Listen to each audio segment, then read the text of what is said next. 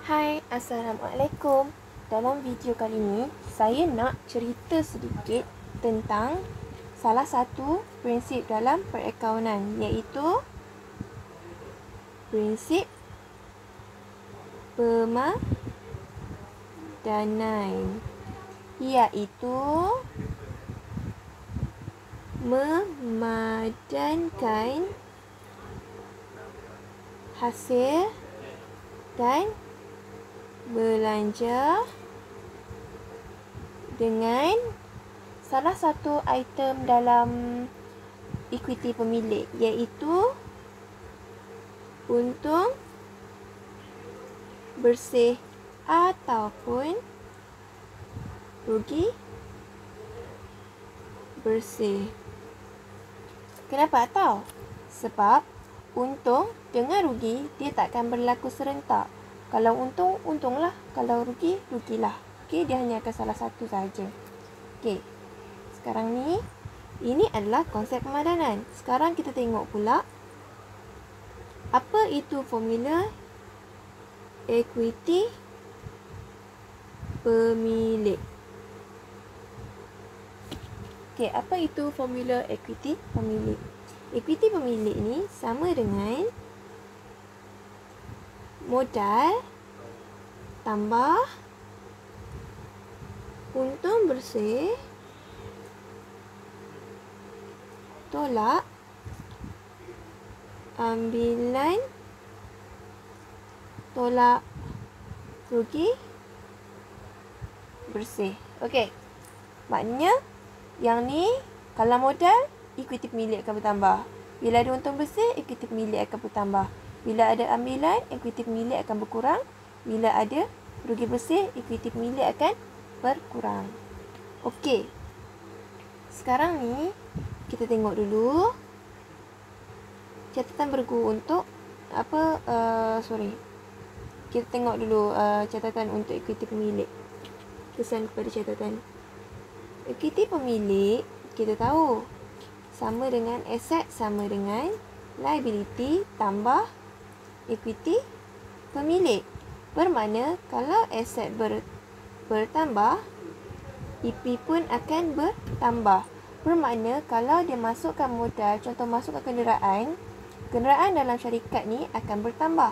Dalam masa yang sama, modal pun akan bertambah. Okey, tapi kita akan catat debit kenderaan, kredit modal. Okey. Sekarang melalui di sini kita tahu. Okey, setiap kali berlaku pertambahan ekuiti pemilik, dia akan sentiasa, catatannya akan sentiasa kredit. Okey. Masukkan kenderaan bertambah, aset debit. Okey, dalam masa yang sama modal bertambah, modal kredit. Jadi ekuiti pemilik bertambah sentiasa kredit. Ekuiti pemilik berkurang sentiasa debit. Okey, jadi apa kaitan dia dengan konsep prinsip pemadanan ni? Alright. Sekarang ni kita tahu ekuiti pemilik bertambah dengan adanya untung bersih dan juga modal. Bermakna modal sentiasa kredit. Macam tu juga dengan untung bersih. Debit pula, ambilan sentiasa debit. Jadi rugi bersih pun sentiasa debit. Okey.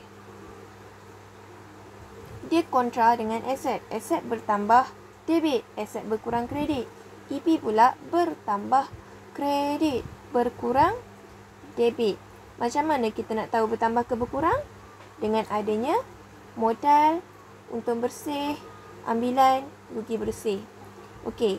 Bertambah modal, bertambahlah kreditnya. Bertambah untung bersih, bertambahlah kreditnya. Bertambah ambilan, bertambahlah nilai debit.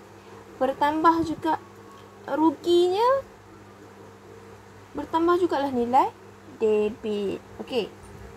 Modal ni apa? Modal ni apa-apa yang pemilik masukkan ke dalam syarikat. Okey. Ini syarikat. Okey.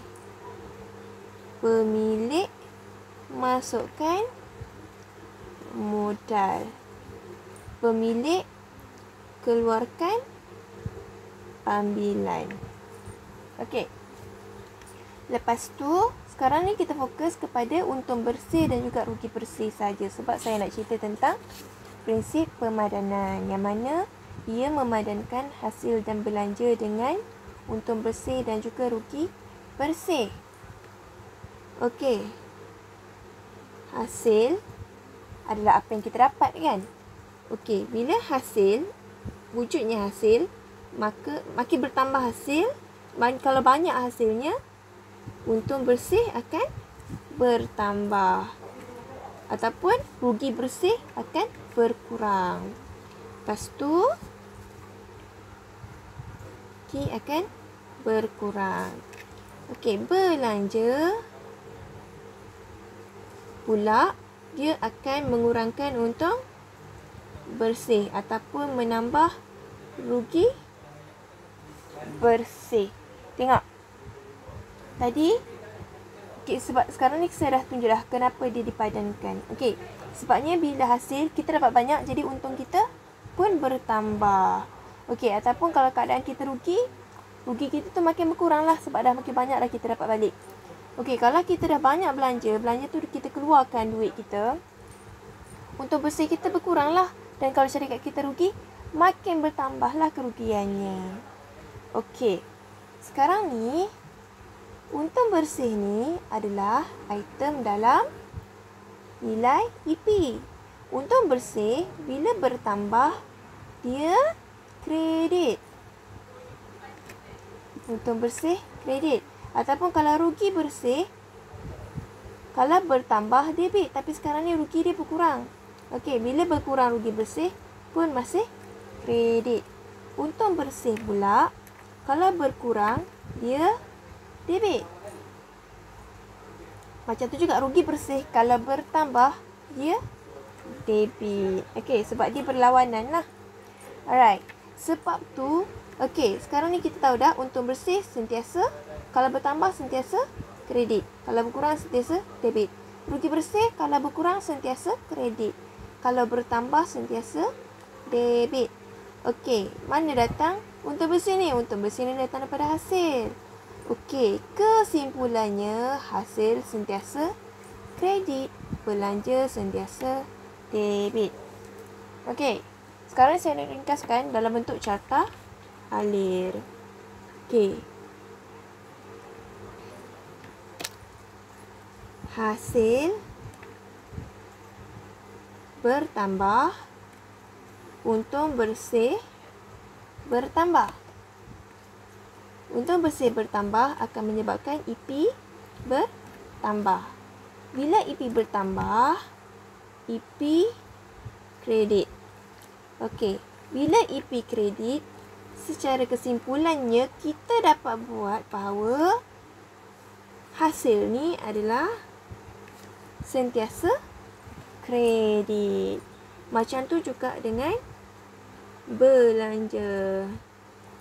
Belanja dia akan menambahkan, mengurangkan rugi bersih. Ataupun kalau kamu nak guna term untung bersih, kita boleh teruskan untung bersih berkurang. Bila untung bersih berkurang ataupun rugi bersih bertambah, dia akan menyebabkan EP berkurang. Bila EP berkurang, EP akan didebitkan. Jadi secara kesimpulannya, belanja sentiasa kredit. Okey, ini sahaja keterangan saya. Okey, maknanya prinsip pemadanan ni dia cerita tentang hasil belanja akan memberi kesan kepada untung ataupun rugi bersih. Secara automatik akan memberi kesan kepada equity pemilik kita. Bila hasil bertambah, Kita tahu, memang kita tahu dah hasil ni sentiasa kredit. Tapi kenapa? Sebab hasil ni jadi kredit, sebabnya macam ni lah. Bila hasil bertambah, untung bersih pun bertambah. Untung bersih bertambah, untung bersih ni dalam ekuiti pemilik. Bila untung bersih bertambah, ekuiti pemilik bertambah. Ekuiti pemilik bertambah sentiasa. Mana tadi? Ekuiti pemilik bertambah sentiasa kredit. Okey, sebab tu hasil ni kredit. Dan sebaliknya pula untuk belanja. Okey, itu sahaja.